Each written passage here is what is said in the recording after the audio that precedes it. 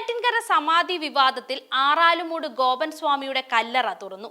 ഇരിക്കുന്ന നിലയിൽ കല്ലറയ്ക്കുള്ളിൽ മൃതദേഹം കണ്ടെത്തി. മൃതദേഹത്തിന് സമീപം ഭസ്മം, സുഗന്ധദ്രവ്യങ്ങൾ തുടങ്ങിയവ ഉള്ളതായാണ് പോലീസ് സൂചിപ്പിക്കുന്നത്. നെഞ്ചിന്റെ ഭാഗം വരെ പൂജാദ്രവ്യങ്ങൾ നിറച്ച നിലയിലാണ് മൃതദേഹം കണ്ടെത്തിയത്. രാവിലെ 7 മണിയോടെ സബ് കളക്ടർ അടക്കമുള്ളവർ എത്തിയതോടെയാണ് ഗോപൻ സ്വാമിയെ സമിതിയിരുത്തിയ കല്ലറ തുറന്നത്. കല്ലറ തുറക്കുന്നതിന് മുന്നോടിയായി പ്രദേശത്ത് വൻ പോലീസ് സന്നാഹത്തെ വിന്യസിപ്പിച്ചിരുന്നു. 2 ഡിവൈഎസ്പിമാരുടെ നേതൃത്വത്തിലാണ് പോലീസ് സംഘത്തെ വിന്യസിപ്പിച്ചത്. സമാധി സ്ഥലത്തേക്ക് പ്രവേശനവും നിരോധിച്ചിരുന്നു.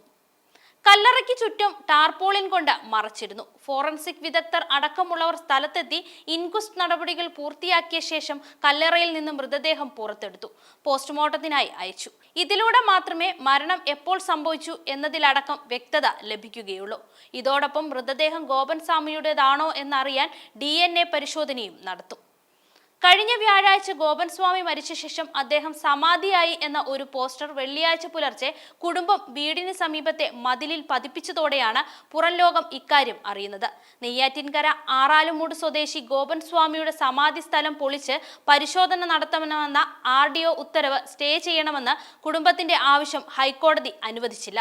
മരണ സർട്ടിഫിക്കറ്റ് ഇല്ലെങ്കിൽ അസ്വാഭാവിക മരണമായി കണക്കാക്കുമെന്ന് ചൂണ്ടിക്കാട്ടിയ കോടതി പരിശോധന സ്വാഭാവിക നടപടിക്രമമാണെന്നും വ്യക്തമാക്കിയിരുന്നു. പേടിയോ? എനിക്കോ ചിരി പുളിക്കും.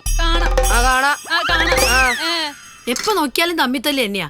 വാ വന്ന് കഴിക്ക്. ദാ നല്ല പുളിയുള്ള തൈര് കൊണ്ടുള്ള പുളിശ്ശേരിയും നിനക്ക് നല്ല പുളിയില്ലാത്ത തൈര് കൊണ്ടുള്ള പച്ചടിയും. നീയാ ഇവരെ വഷളാക്കുന്നത്. പിള്ളേരല്ലേ.